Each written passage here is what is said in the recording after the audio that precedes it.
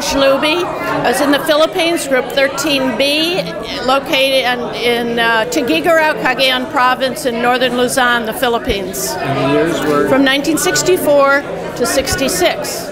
I'm Leslie Reingold. I was in Peace Corps Philippines 13B.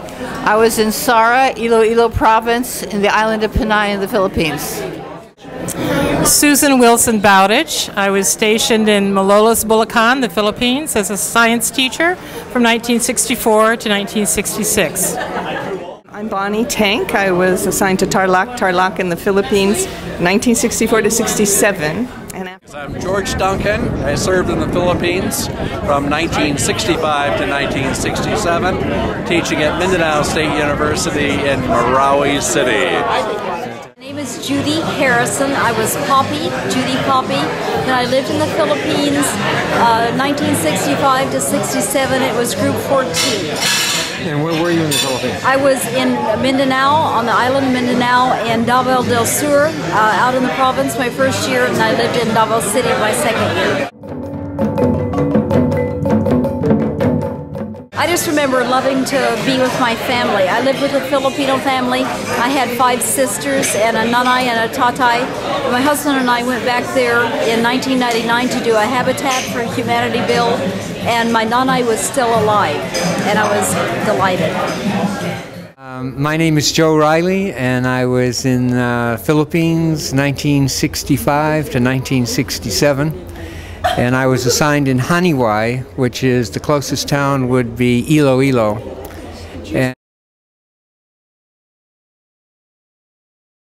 the Peace Corps was service there. It influenced my life. It determined what career I would be in. I'm a science educator, and that all is attributed to when I got to the Philippines. They said we needed history teachers, English teachers, and science teachers, and so I became a science teacher. Ralph O'Connor, Philippines, 1966 to 69 in Zamboanga City. Richard Green, I was in the Philippines from 1967 to 1969. I lived the first year in Kalumpit, Bulacan. The second year I lived in Acohi, Zambales. First year I was a teacher. The second year I was more of a plumber. This is Bruce Bernard. I was a Peace Corps volunteer from 1967 through 1970 with my then wife and still my wife in the village of Sariaya, Quezon, Luzon, and there I was a elementary ed teacher.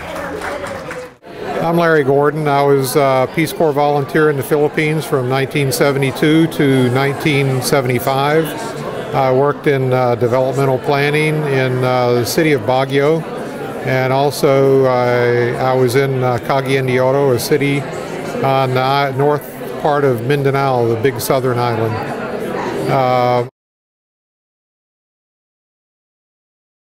Experiences were great. I had one of the most memorable was when I was working in Cagayan de Oro. Kawasaki Steel wanted to develop a steel sintering plant across the river from the Poblacion, and the mayor wanted to witness when they talked to their representative from Japan.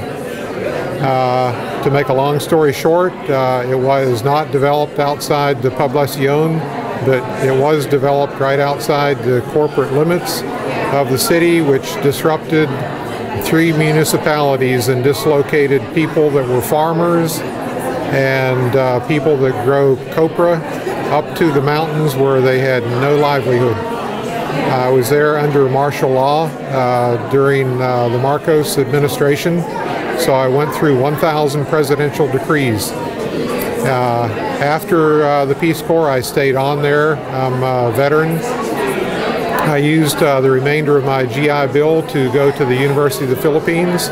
I got a master's in urban and regional planning, and it was connected with the United Nations Development Program. Very good. My name is Vilma Lack. That was in the Philippines in 1973 and 75. I used to work as a language instructor.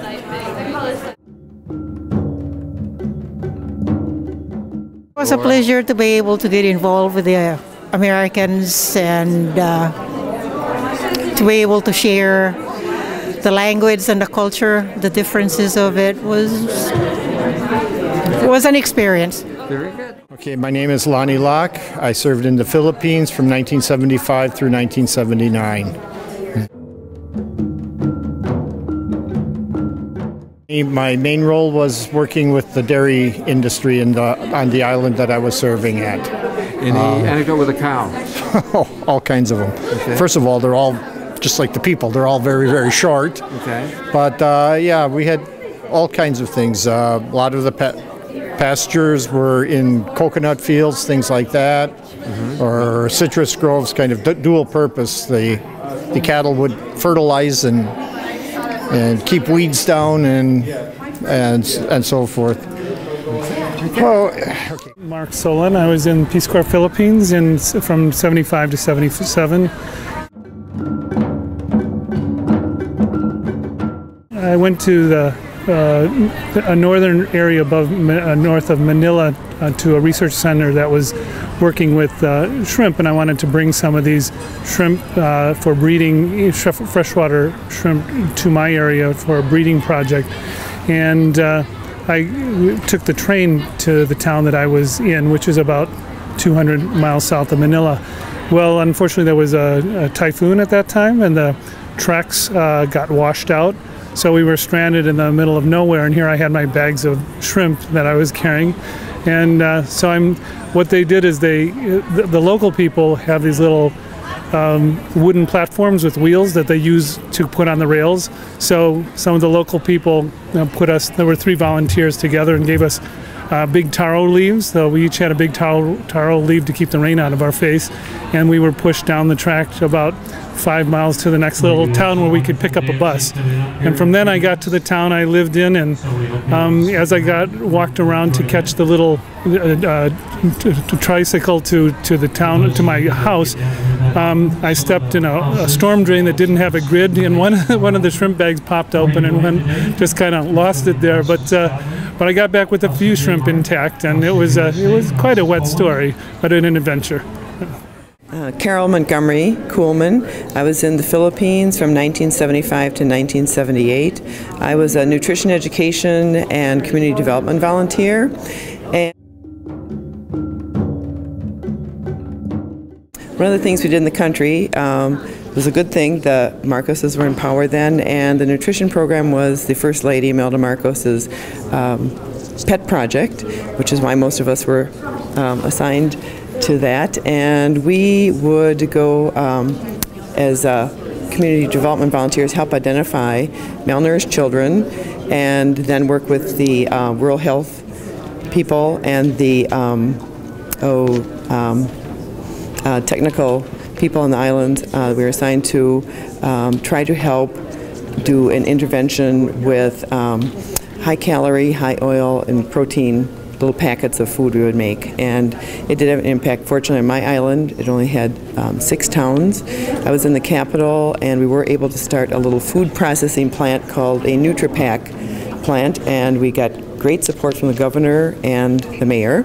So it did actually help that the First Lady was interested in this project. You could use her name as a leverage, and they did provide the resources for us to grind rice, grind little dried fish, do little packets of oil, and we used local people to help do the nutrition packets and give them to the people who are identified. Of course, there are many cultural obstacles to that, being sought out by both the rural health workers and the American and identified as your child is malnourished.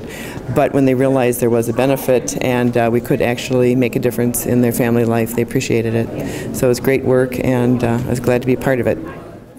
My name's Al Heath. I was a Peace Corps volunteer in the Philippines from 75 to 78 in the beautiful town of San Carlos City, Negros Occidental. I was also worked on Peace Corps staff as a trainer in Honduras 1992 and as training director in Jamaica in 1993. Thank you. Great, thank you. I'm Roland Cooey. I was a Peace Corps volunteer in the Philippines from 1978 to 81.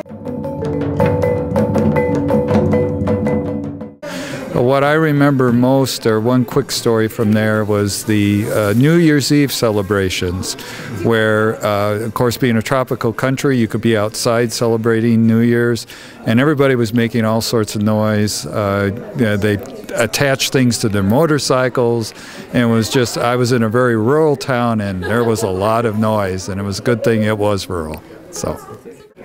Oh, I'm Joanne Flor-Maracuy. I'm from the Philippines. I was a language instructor from 1978 to 1981. The story I remember is when we first met the Peace Corps volunteers and there was a storm coming and everybody was out of the building trying to wait for the storm, while all the Filipinos were hiding because we were scared of the storm. But it was a wonderful experience working with the Peace Corps.